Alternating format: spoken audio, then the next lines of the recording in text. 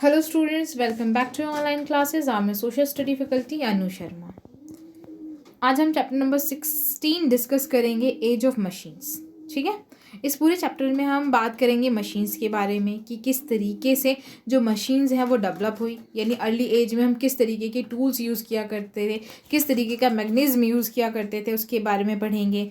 फिर किस तरीके से औजार मेटल्स की डिस्कवरी हुई, फिर कैसे इंडस्ट्रीज़ इवॉल्व हुई, कैसे इंडस्ट्रियल रेवोल्यूशंस आए। ठीक है, मास प्रोडक्शन होने लगा, अलग अलग इंजन्स बने, इन सब के बारे में हम इस चैप्टर में पढ़ेंगे। So let's begin the chapter. यानी कि आज का जो टाइम है वो एज ऑफ मशीन है, यानी मशीनों का युग है। We depend on a machine for almost all our work. कह रहे कि अगर आज हम देखें अपने आसपास तो हम अपने अधिकतर हर काम के लिए मशीन्स पर डिपेंडेबल है। Our life seems impossible without them. और हमारी जो ज़िंदगी है वो इन मशीनों के बिना लगभग अधूरी है। लेकिन एक ऐसा भी टाइम था जब कोई भी मशीन नहीं हुआ करती थी। Before the discovery of metal, early human use simple tools and a weapon made of bones, stones and would. कह रही कि जब तक मेटल्स की डिस्कवरी नहीं हुई थी तब तक आदि मानव जो है वो बहुत साधारण औजारों और हथियारों की मदद से क्या करते थे, बहुत ही साधारण औजार होते थे, हथियार होते थे जो कि हड्डियों से बने होते थे, पत्थरों से बने होते थे या लकड़ी से बनते थे। जब डिस्कवरी हुई मेटल्स की, जैसे कॉपर मिला, आयरन मिला, तब जाकर आज जो ह्यूमंस थे उन्होंने क्या बनाए, अच्छे औजार बनाने शुरू किए। वो अलग अलग तरीके की मशीन्स बनाने में मास्टर्स होने लगे।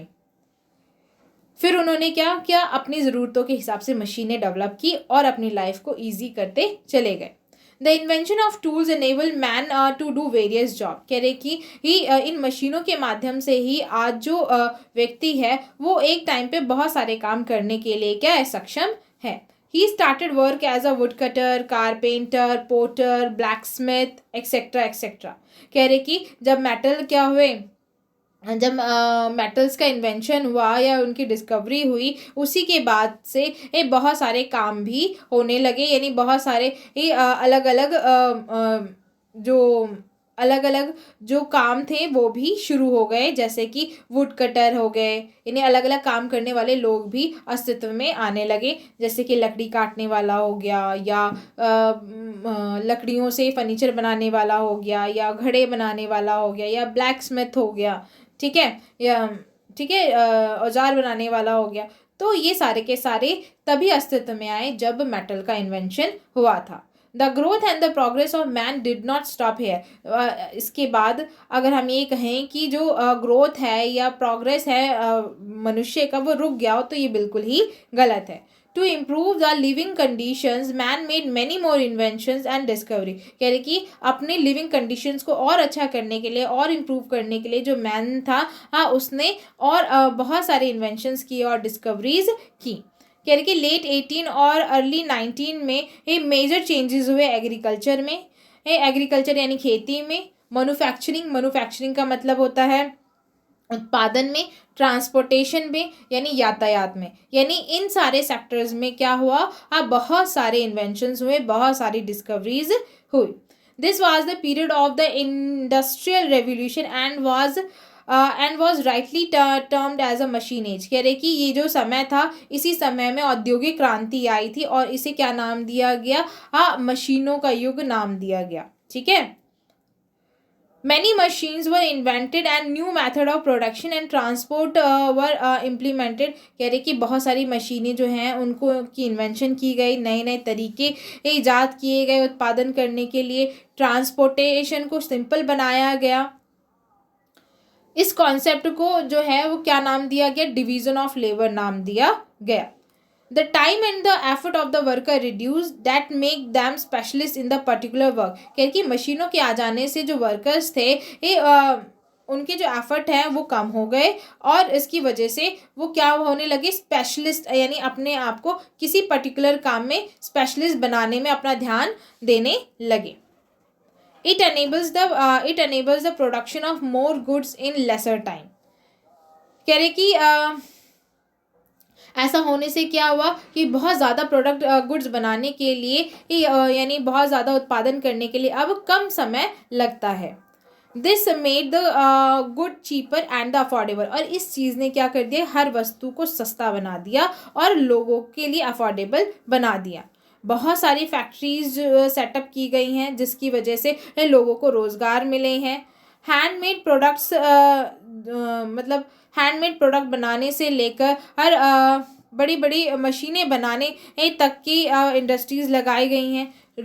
इंडस्ट्रीज़ लगने की वजह से रोड्स एंड रेलवे की फैसिलिटीज़ डेवलप हुई, मास प्रोडक्शन हुआ and easy availability of goods, और आसानी से चीज़ें मिलने लगी। No wonder it brought about a revolution in the life of the people. आप ये कह सकते हैं कि मशीनों के आविष्कार ने ये जो इंसानों का जीवन था उसमें क्रांति ला दी थी। This change in the system of production from handmade good to machine made good came to known as industrial revolution. ये जो परिवर्तन आया हाथ से उत्पादन करने से लेकर मशीन से उत्पादन करने का, ये जो परिवर्तन आया, इसी परिवर्तन को इंडस्ट्रियल रेवोल्यूशन कहा गया। ठीक है, आगे बढ़ते हैं हम। मास प्रोडक्शन का मतलब होता है बड़ी मात्रा में उत्पादन करना। कह रहे कि now the large scale production of goods become possible with the use of machine. कह रहे कि मशीनों के इन्वेंशन होने से बड़े स्तर पर उत्पादन होना शुरू हो गया वस्तुओं का, जिसकी वजह से प्रोडक्शन का जो रेट था, जो प्रोडक्शन करने की जो दर थी, वो इंक्रीज़ हुई। और जो फैक्ट्रीज़ थी वो उन्होंने क्या करा, उन्होंने लार्ज अमाउंट में, लार्ज क्वांटिटी में प्रोडक्ट्स बनाए, वो भी लो कॉस्ट में, यानी कम कीमत में और कम समय में। इस मेथड को ही मास प्रोडक्शन कहा जाता है। किस मेथड को मास प्रोडक्शन कहा जाता है? कि ऐसा मतलब